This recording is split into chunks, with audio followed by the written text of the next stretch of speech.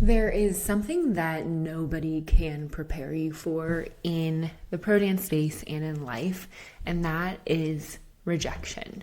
Especially if you feel like you've been putting all the effort in and you still heard no. You train, you put your heart into it, and you didn't hear your name being called when the team was announced. Today I wanted to share the story of the year that I didn't make the team, and that no ended up being the best thing that could ever have happened to me. So I didn't make the team. I couldn't figure out exactly why that happened. I was a good dancer. I grew up dancing competitively, and I was on the ASU dance team. However, I danced my freshman season with the ASU Spirit Squad, and then I didn't make it back onto the team. And that year was not my year that I thought was going to be, I'm going to audition to become an NBA dancer. I knew in the back of my mind that I always wanted to be an NBA dancer. That was like the goal. I didn't really think that backup dancing was going to be the thing for me, and theater and all that wasn't my jam. And so I knew at the end of the day, I either wanted to be an NFL or NBA dancer. However, I didn't think that the year that I auditioned for the Suns was going to be the year that I started on that path. I didn't make it back on the Spirit Squad, and dance, similar to you, is the lifeblood in my bones, right? It is the thing that is my passion, my love, my hobby, and everything that I grew up doing. So to take a year off just seemed unfathomable because I had been doing it my entire life. So I researched teams, and it turns out that the Suns that summer were having auditions for their team. So I went to prep classes, I learned what I could about the organization, and just went full steam ahead into auditions for an NBA dance team. And it was really cool because that year they had Ashley Roberts, who was part of the Pussycat Dolls. She was a friend of the coach, and so she came and taught us a routine. It was in the Arena Bowl. It was like lights and cameras and all the fun that you think that comes with being on an NBA team. That was the experience. And luckily for me, I made it past prelims, I made it past semifinals, and then I was 1 out of 30 to make it as a finalist. And I knew I had the dance skills, I had the technique, and yet when that final roster came out, I was not on there. And honestly, I was shocked. I knew that I had the skills to make it onto the team, but what I didn't know was that everything else that comes with being on a pro dance team, I was lacking or had no clue that it was part of the process. But here is what I've learned since that no, that it is so much more than dancing. It is being a brand ambassador. It is your social media. It is your interview skills. And there's so many layers to being a professional dancer for an entertainment team, for an NBA or NFL team, that if you just go into it thinking I can be the best dancer and make it onto the team, it will do you a disservice because it is so much more than that. After I didn't make it onto the team, the following day, I actually got a call from the head of game operations, which is the department that runs the dance team, at least for the Suns. And he said, hey, I know that you didn't make it onto the Suns. However, we do want to present this opportunity for you that I think that you're going to enjoy. It is our Upper Bowl Arena team called the Sensationals, and you will get to go to appearances, you'll have a uniform, you'll be at every single game cheering on the team, and it will just honestly be a great foot in the door for you. I could not say yes faster because he was right. This was the opportunity for me to get my foot in the door and show them I am the dancer that you want to put on your team next year. And I will show you my work ethic, I will show you my drive, and I will show you that I can be a great ambassador for your organization if you just put me on this team, right? So I agreed to being on the Sensationals, and while I was at every single game, learning so much about being the first to say hello and greeting fans and being at appearances and everything that involved, I was also putting myself in front of the judges, the coaches in class every single week.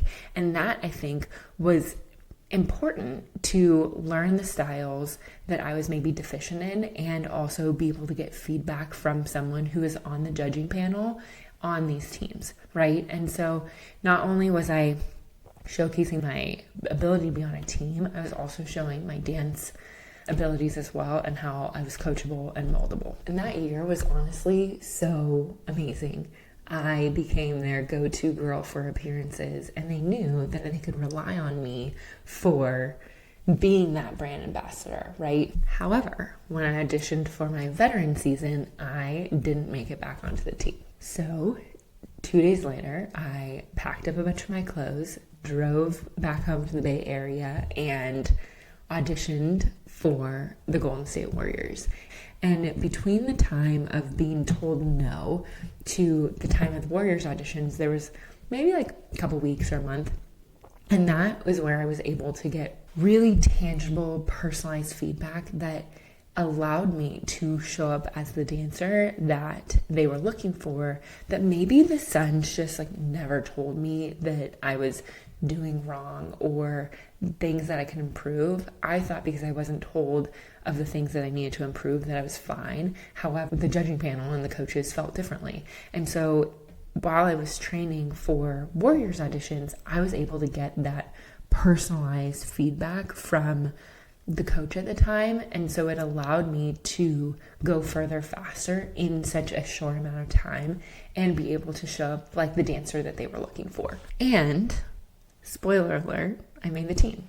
And I went on to be on the Warriors dance team for 7 seasons. And then I was the assistant coach for the Warriors dance teams for 3 seasons. And the cool thing about being a dancer, being a coach, and now even being a judge for NFL and NBA dance teams is that I get to have this 360 approach of knowing what it's like to be this dancer who's been told no, who has been cut as a finalist, and who has also made it onto a team and thrived when it was the right team and the right fit. And then to be a coach and know all the behind the scenes. Like, there's so much that goes on to make a dance team organization great. And I can speak to that. And then I can tell you from a judging panel of what are the judges looking for? What are we scoring you on? What are the conversations that are had behind closed doors? Like, how can you improve your chances of making it onto the team? And so that 360 view allows me to coach you in being the best candidate you possibly can be at your next audition. And the best part about all of this is that had I made it the first year onto the Suns and made it my 2nd year as a veteran, I would not be here where I am today, helping you, helping hundreds of dancers make it onto their dream NFL and NBA team. And I just want that story to encourage you that this no right now might be the best thing for you. And if you show up and you have resilience and you keep going for your dream, then it is possible for you to thrive and have things turn out better than you can even imagine. Because I know that ultimately, the goal was NBA dancer, and then the goal was to have a dance studio, right?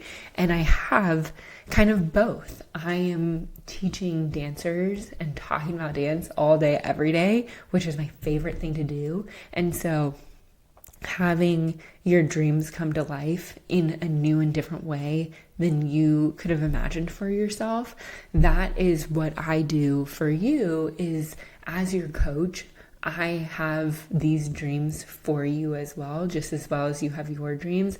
And I know that you can do bigger and better things if you show up for yourself, if you put in the work, and if you put in the commitment.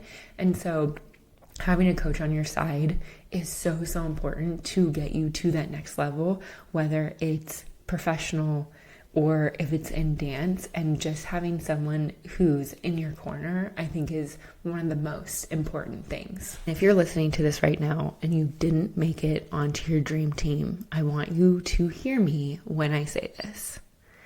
It doesn't mean that you're not talented. It doesn't mean that your dream is not for you.